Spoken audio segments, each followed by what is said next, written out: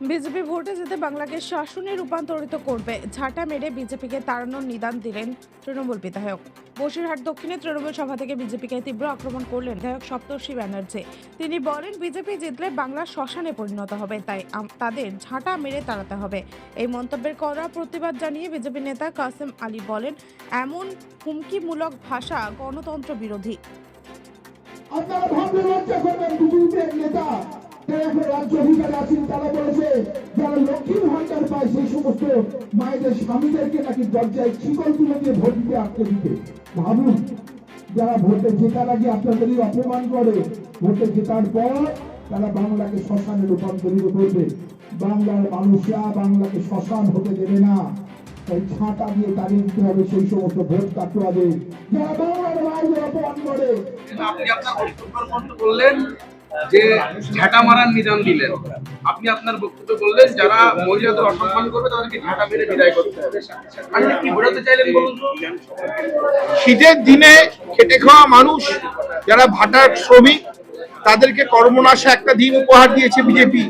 একদিক থেকে মমতা বন্দ্যোপাধ্যায় লক্ষ্মীর ভান্ডার দিয়েছেন, যুব সাথী দিয়েছেন, দিয়ে কর্মসংস্থানের ব্যবস্থা করছেন। ঠিক তার সাথে সাথে বিজেপি উপহার দিয়েছে মানুষকে কর্মনাশা দিন, কখনো এসআইআর এর ফর্ম ফিল আপের জন্য, কখনো তাদের ইনিউমারেশন ফর্মের আবার আপলোডের জন্য, কখন বা লজিক্যাল ডিসক্রিপেন্সির নাম করে সারাদিন ধরে বাচ্চা কোলে নিয়ে বয়স্ক বৃদ্ধ হসপিটালের মানুষ রাস্তায় দাঁড়িয়েছে, বিডিও অফিসে দাঁড়িয়েছে।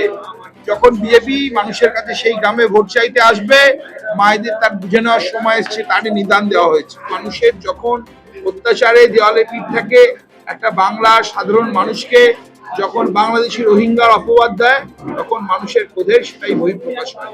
এই যে বক্তব্যটা আপনার রাখতে হলো কেন রাখতে হচ্ছে? বাংলার মানুষের ক্রোধের বহিঃপ্রকাশ, বাংলার মায়েদের ক্রোধের বহিঃপ্রকাশ। যে ব্যক্তি, যে বিধায়ক, তার অনেক দায় এবং দায়িত্ব থাকে, তিনি যেভাবে প্রকাশ্য বিরোধী দলকে হুমকি দিচ্ছেন, ঝাঁটা মারার নিদান দিচ্ছেন, আমি মনে করি এক্ষুনি আইন প্রশাসক এবং পুলিশ এই বিধায়ককে কোমরে দড়ি বেঁধে লকআপে নিয়ে যাওয়া উচিত। কিন্তু এই পুলিশ দলদাসের পুলিশ, এই পুলিশ মমতা বন্দ্যোপাধ্যায়ের পুলিশ, তারা কোনো কিছু করবে না।